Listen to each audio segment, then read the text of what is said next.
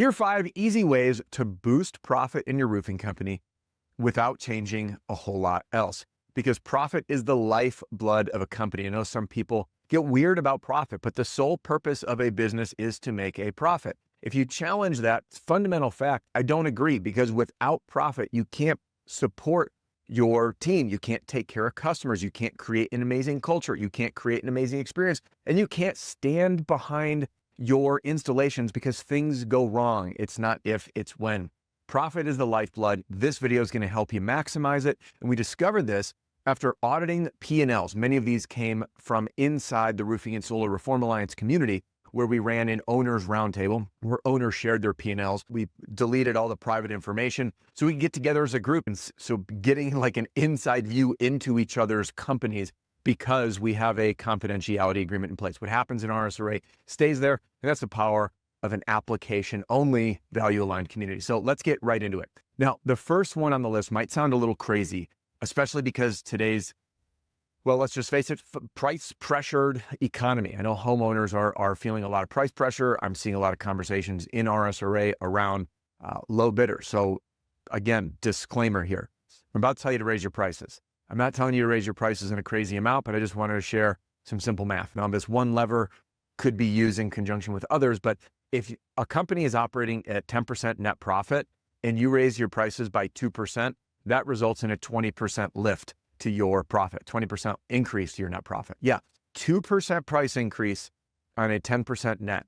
Now, I recognize that there may be some variable expenses in there like commission, but the reason I'm sharing this is so many people are feeling price pressure, that if you have that lift, you can actually serve less customers and have the same net. So even in this price pressured economy, and you have a strong sales process in place and are offering financing, a 2% price increase is barely noticeable and oftentimes isn't going to be the deciding factor on whether or not you get the business. So number 1, increase your prices even a little bit. Number 2, audit your marketing expenses. Now, I'm not saying cut it down, but audit what's being successful and what's not. Many roofing companies in RSRA have gone through an audit checklist that we've walked them through to discover where they're hemorrhaging cash or allocating resources that just simply aren't producing. And if you look at your marketing spend like an investment portfolio, you'll have different asset allocations. Maybe you've got pay-per-click here, meta here, third-party lead aggregators here. You've got your SEO budget, a branding budget, and maybe you're doing some local charity things or billboards at the local schools, and maybe a little bit for radio ads. Well, as you look at that proportion, you say, okay, well, I'm spending 25% of my budget here, but it's really only producing 2% of my leads. Well, maybe we could reallocate that to the thing that's working even better. So an asset allocation review of your marketing budget will allow you to, 1, cut wasted spend. Many members in RSRA have cut over 6 figures of wasted spend by going through this audit.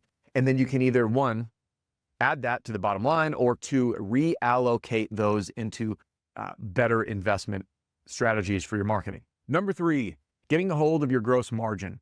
A lot of companies that we took a look at weren't aware of where and how they were bidding projects and where their pricing structure was, so their gross margins were all over the place. You know, the old way of doing things and just saying like a rough per square count isn't an accurate way to scale a roofing company. Now, some of those gross margin leaks can come in, obviously material, labor, and then commissions, the typical cost of your COGS or cost of goods sold. Now, one of the pieces in this equation, which of course has to do with your pricing, hence number 1, raising your prices, but many companies have discovered that their commission pay scales just simply aren't sustainable. And I know that if there's sales reps watching this, I'm probably going to get chewed out and say it's greedy and you got to take care of your salespeople. And yes, I agree with all of that 100%. But I've also watched what happens as companies grow, and especially when I'll say younger companies, is they just say, hey, I just want to get really competitive by offering more commission. And that's how I'm going to attract salespeople. And that's going to be the thing. Like, they're going to come to me because they'll earn more. But then as they grow and they start becoming a bit more of a sophisticated business owner, or maybe they're even thinking about an exit at one point and they're like, wait a minute, this is creating incredible margin erosion and it's simply not sustainable. For me to scale, I need to hire more production staff, in-house staff, runners, etc. But there's just no meat on the bone to do that. And then you have to change commission plans, and that is not fun for anybody. So I want to encourage you to take a hard look at your margin, your gross margin, and take a look at your commission scales, because there's a few people that I've talked with inside RSRA that ran a certain way for years, got much clearer about how to look at their financials, and ended up having to let a lot of people, well, I shouldn't say let it go. They adjusted the comp plan, which resulted in them leaving, but it was the only way to protect the financial integrity of the company. And both can be true. You can pay fairly and create an amazing environment for salespeople to have a culture they love and a path to earning really good money, and a way that supports the company so the company can support everybody else. 4 on the list is reevaluating your overhead.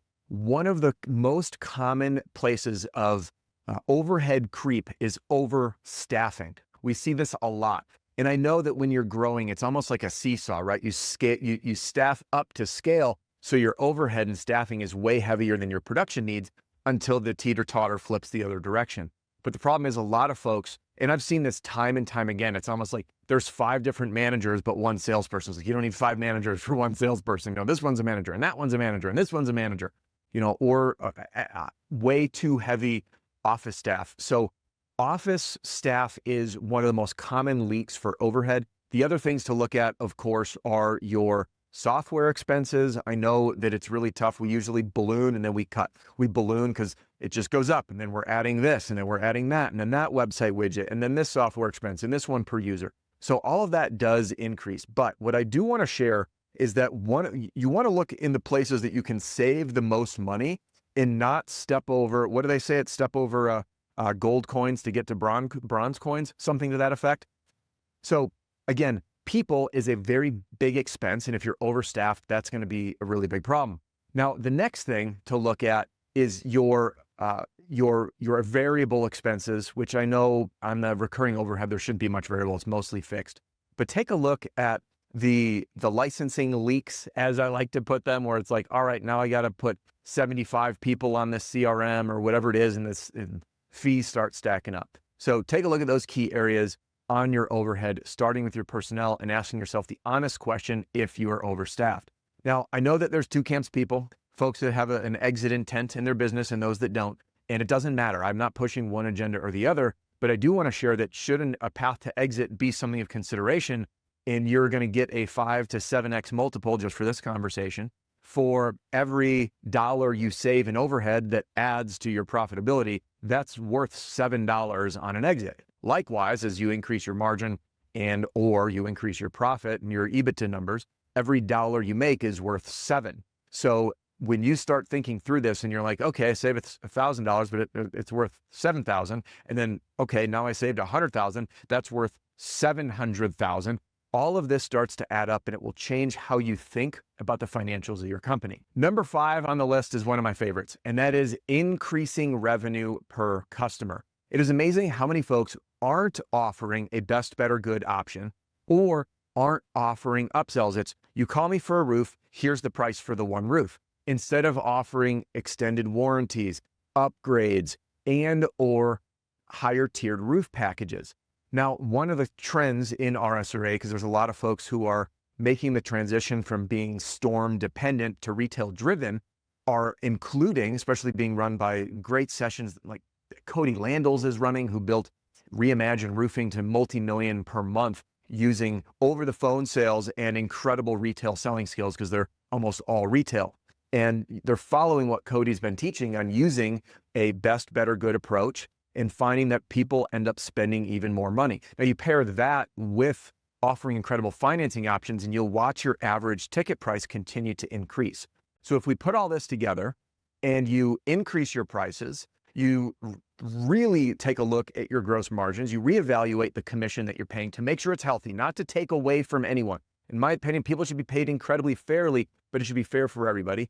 If you audit your marketing expenses and you add in an upsell, you end up earning more per customer. You have to serve less people with less liability, have a more profitable business, and an even better life and a better future. So I want to find out from you, what else did I miss in this video? Drop a comment below. And if you want to have rich conversations just like this with value-aligned roofing company leaders, then click the link in the description to learn more about becoming a member of RSRA, or go to rsra.org/join.